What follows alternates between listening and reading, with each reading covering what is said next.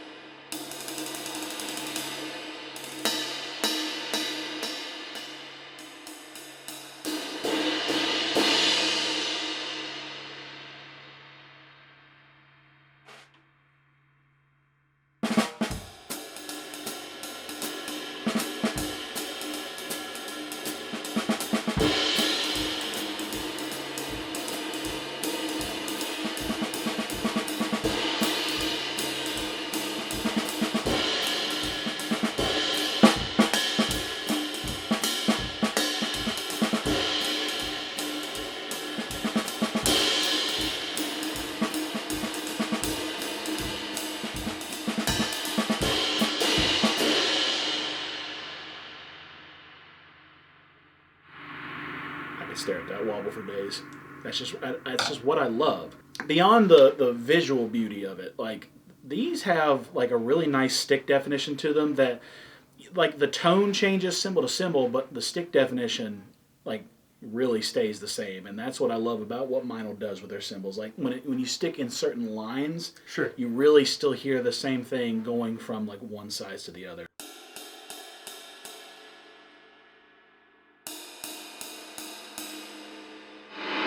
One thing that these Big Apple Darks are really good at is that fast jazz sound.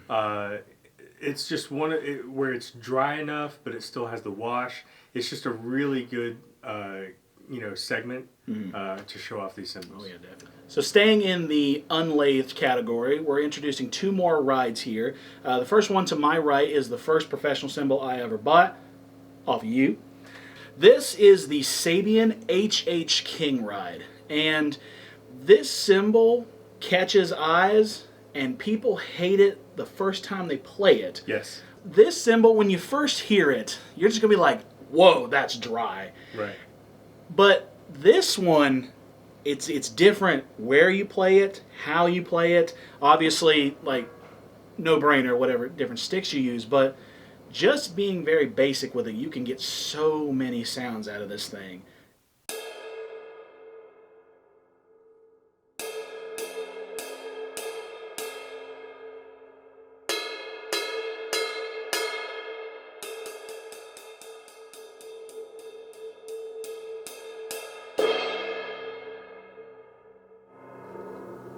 Dry. But it's got a different crashability to it because, again, this one's unlathed on the bottom, which allows it to open up. But you just heard, just going from the bell down the bow of the cymbal to the edge, you hear these different. And I find myself that when I use this a lot of times in some of the church settings, I find myself staying down here a lot because it's got this nice high pitchness to it that kind of overtakes the dryness, but still allows it to be low in volume where I don't have to sit there and like really dig into a cymbal to get the sound to come out. Right. But it still allows it to sit underneath everything, but allowing me to keep time. Now, over to my left is one of those cymbals I talked about in the beginning where this is budget friendly, but boy, does this sound good.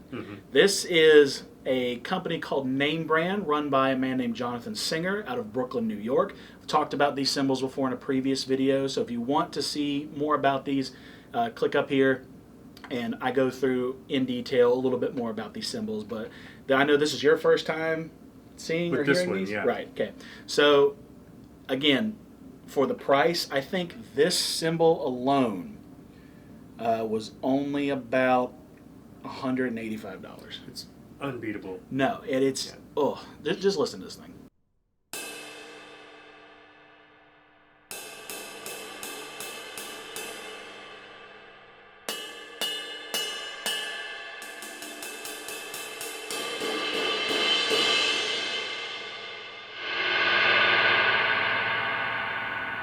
$185. These cymbals in a little bit more of a musical context. Like I said, listen to how this cymbal can open up in different ways. This one is unlathed on both the top and the bottom, so the crashability is a little bit less prominent. It can be done, but it's really dry when you crash it. But just listen to these in a musical context.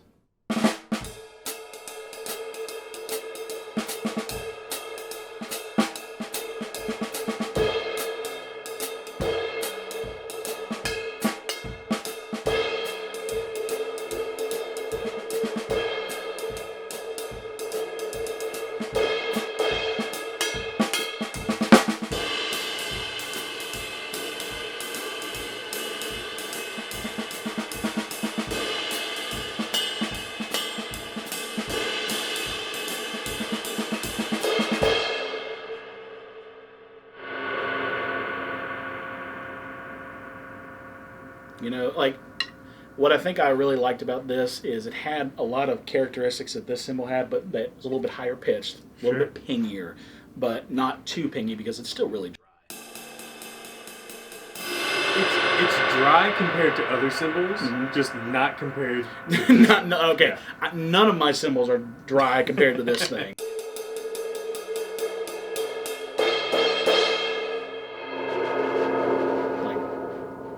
But it's just beautiful because I've had it for so long. I love this thing. Like, I don't think I'll ever get rid of this, and this sits well with my Name Brand setup. That if I ever just like, hey, I like the sound of that other crash ride, but this one's probably not going to sit well in the venue that I'm going to be in, I'll pull this one out, and it sits really well.